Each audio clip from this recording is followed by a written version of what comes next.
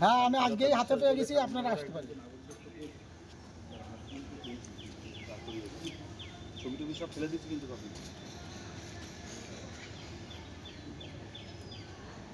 হ্যাঁ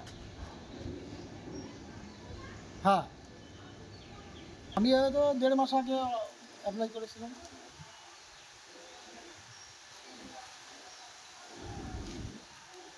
হ্যাঁ হ্যাঁ হ্যাঁ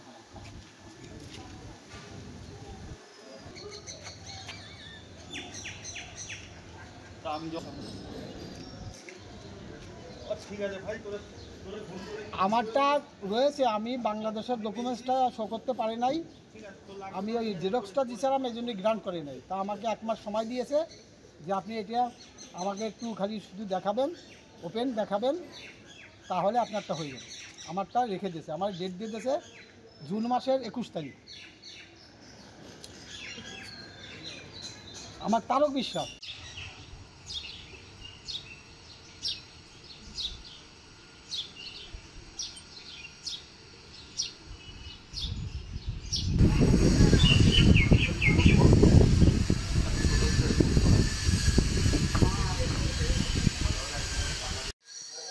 তিনি অ্যাপ্লাই করছিলেন এই আমাদের নাগরিকত্ব কার্ডের জন্যে।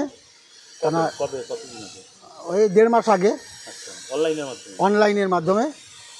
আমার হায়ারিং ছিল বারাসাতে হেড পোস্ট অফিসে।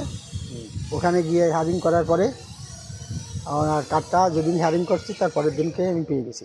আজকে সকালে আমি হাতে পেয়েছি।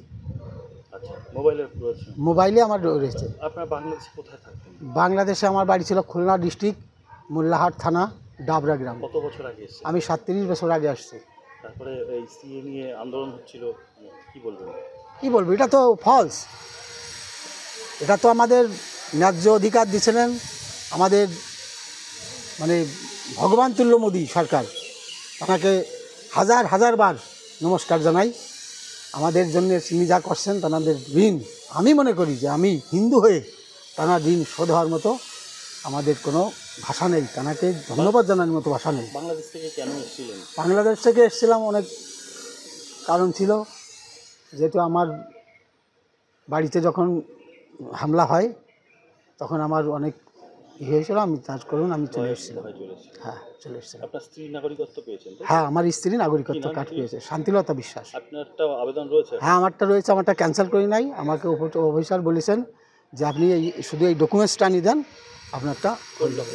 শুধু আমার বাংলাদেশের তো যে কোনো, আমি বাংলাদেশের মানুষ, আমার বাংলাদেশের জন্ম, এই ডকুমেন্টসটা আমার কাছে চেয়েছে। ওটা দিলেই হয়ে যাবে? ওটা দিলেই আমারটা হয়ে যাবে। আমার স্ত্রীরটা পেয়েছি। আমার যদি ওই ডকুমেন্টসটা আমি দেখাতে পারতাম, আমারটাও হয়ে যেত, একই সঙ্গে পেয়ে যেতাম। বিশাল খুশি, মানে যার কোনো নাই, শেষ নাই। এবং আমি তো পেয়েছি, এরপরে আমার যারা হিন্দুরা আর কি বাংলাদেশ থেকে নির্যাতিত হয়ে এসেছে তারা যেন সবাই পায়, মোদিবাবুর কাছে এবং শান্তনুর কাছে এই আমার আবেদন। এবং তাদের আমি প্রার্থনা জানাই যে খুশি আমি। আপনিও কি অত্যাচারিত হয়ে এসেছিলেন? হ্যাঁ, আমি যেদিন আসি তার 1 সপ্তাহ আগে অন্য পাড়ার একটা ঘরে মানে ইট পাটকেল ঢিল মারতেছে। কেমন মনে হয় এখন সেই দিনটা? মনে পড়ে? সেই দিনটা আমার এখনও চোখের সামনে ভাসে। এখন ভালো লাগছে? হ্যাঁ এখন ভালো লাগছে যে আমি ভারতীয় নাগরিক হিসেবে গর্বিত। হ্যাঁ আমি এখন ভারতের একটা নাগরিকত্ব মানে পেয়েছি, এর জন্য আমি গর্বিত। কি নাম আপনার? শান্তিলতা বিশ্বাস। বাংলাদেশে একটা প্রমাণ আমার চেয়েছিল, কিন্তু সেটা আমি দিয়েছি। যার বিধে আমার বলছে ওকে আপনার। হ্যাঁ আমি আজকেই হাতে পেয়ে গেছি, আপনারা আসতে পারেন। ছবি টবি সব ফেলে দিচ্ছি কিন্তু কপি। হ্যাঁ হ্যাঁ আমি হয়তো 1.5 মাস আগে অ্যাপ্লাই করেছিলাম।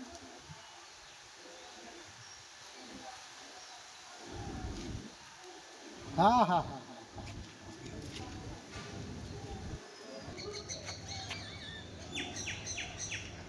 তা আমি যখন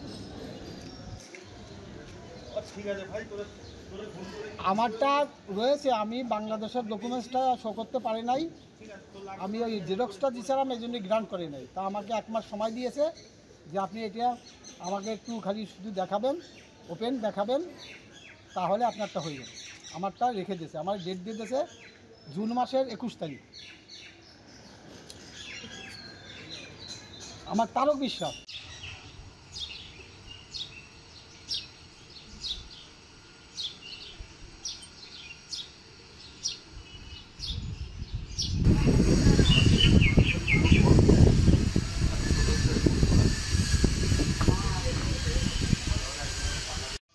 বাংলাদেশে একটা প্রমাণ আমার চেয়েছিল, কিন্তু সেটা আমি দিয়েছি,